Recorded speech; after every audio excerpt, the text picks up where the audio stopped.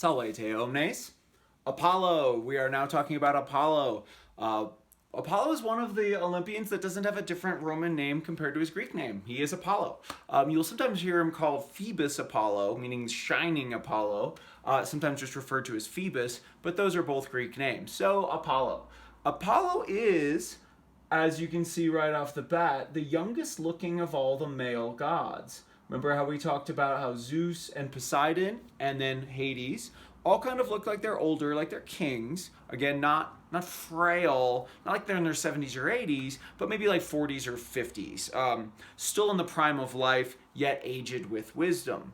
We then saw how Hephaestus, Ares, and Hermes are somewhere in the middle.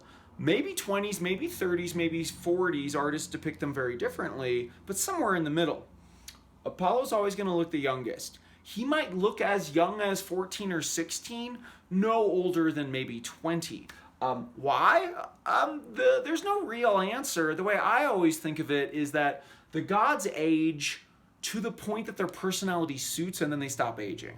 Apollo is the god of so many different things.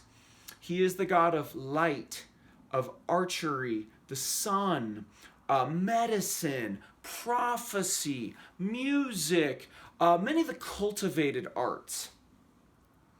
Again, he will appear as a boy. Again, when I say boy, I mean a youth, maybe 16, maybe 18, somewhere in there, a teenager. You'll notice that in the face, he's not going to look anything like Zeus or Poseidon. Here we see him playing a lyre, which is an ancient Greek harp, as he is the god of music. He will frequently be seen with a crown of leaves, although we do see that on lots and lots of gods. Apollo, it's going to be very, very frequent. And again, the way he's depicted is generally that he is younger than the other gods, more boyish. He generally will be lean, but not incredibly muscular, like we've seen with almost all of the other gods. Apollo is a very famous god. He had temples everywhere. His statue was found in many temples of other gods as well. Here is the famous Apollo Belvedere, one of the greatest works of sculpture of all time. Unfortunately, he lost his arm. But notice that the hair, the face, he never has any facial hair whatsoever under any circumstances. Always kind of declare that you are looking at Apollo.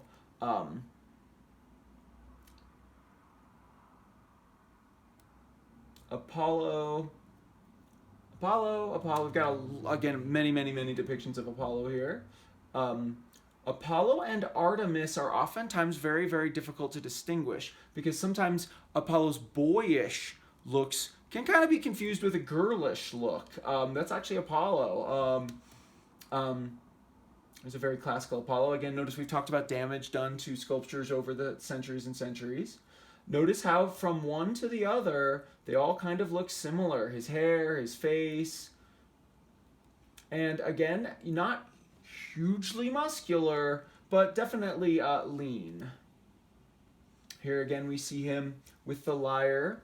And we see feathers as well, perhaps representing writing. All of the arts were sacred to Apollo, whether they were drama or tragedy or any other sort of poetry. Song. Very famous Apollo there. Again, the focus on his youth and music. You'll notice the bow and arrows as well, in his quiver, as he is the god of archery. Many people think this is Artemis. No, indeed, this is Apollo. That's a famous Barberini.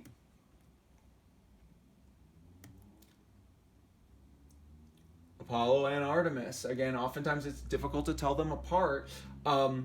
Notice archery is their common theme. We'll talk about Artemis in an upcoming video. Here we see him with the branch of a tree. The laurel tree is famously sacred to Apollo. Notice also his harp right there. Okay, so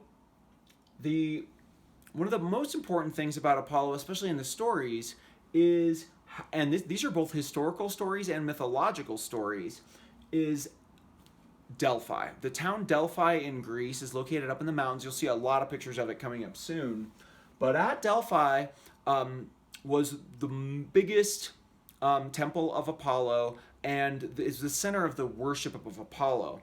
And the priestess of Apollo, who was called the Pythia, that's the title. There were many Pythias over the centuries. And again, this was a historical thing. In fact, for at least 1,000 years, the temple of Apollo, which featured a priestess titled the Pythia, was in use. It was open. And since it was so famous, it was featured in many mythological stories as well. And the Pythia was a priestess who could communicate with Apollo. He's the god of prophecy. That means could tell the future, could tell the will of the gods or things going on in faraway places. And the Pythia was very weird and unique. She always sat on a tripod for reasons unknown, and then somehow communicated with Apollo.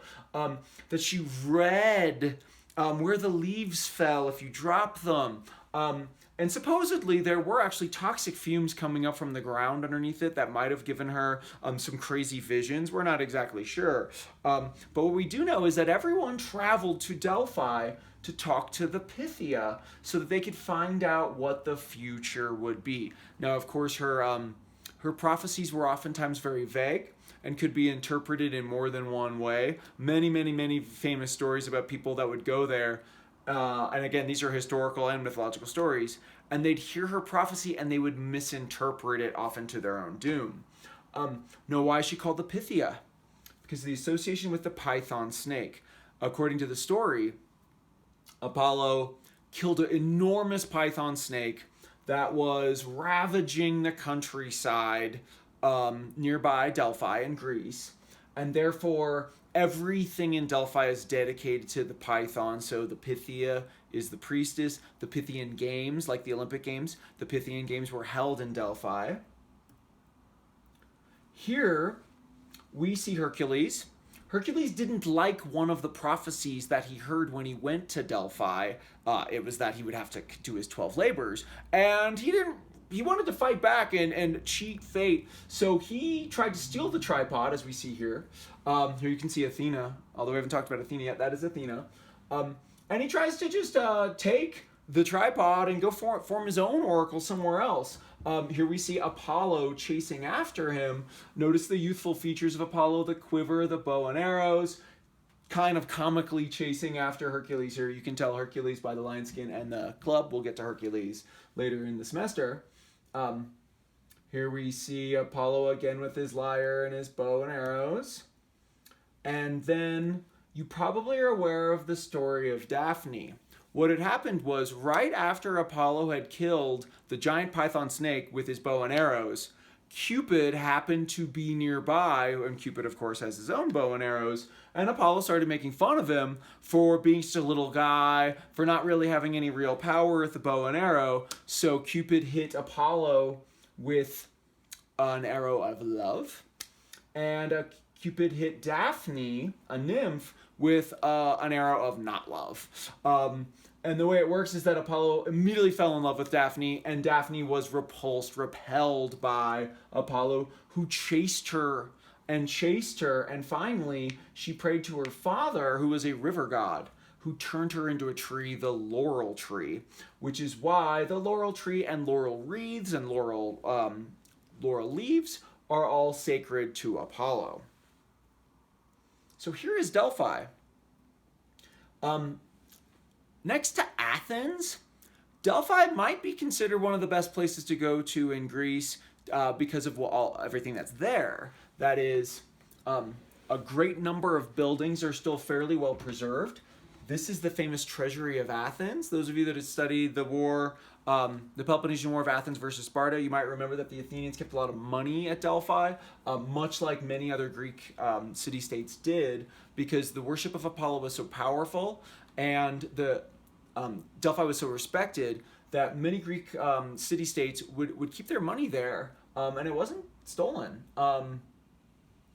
Here's a temple of Apollo in Corinth, underneath Acrocorinth there. And then here is Delphi. All right.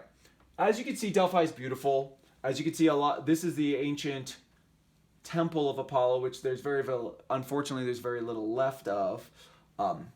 But you'll notice that this is what mountainous Greece looks like. It's very green, very, very big mountains. Several buildings are still somewhat intact around Delphi.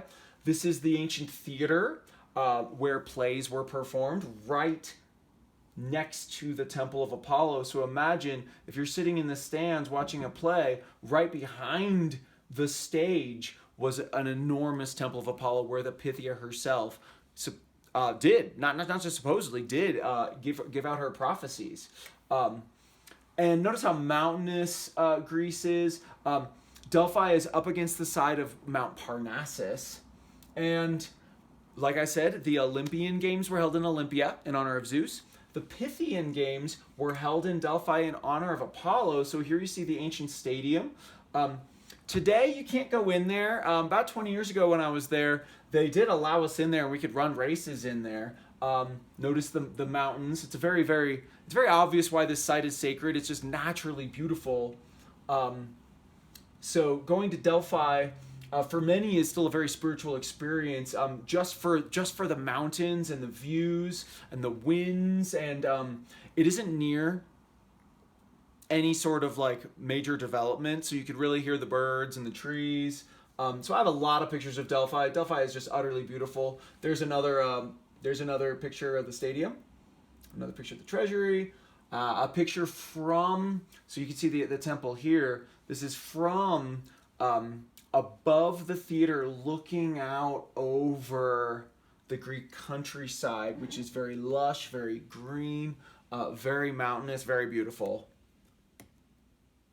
Delphi.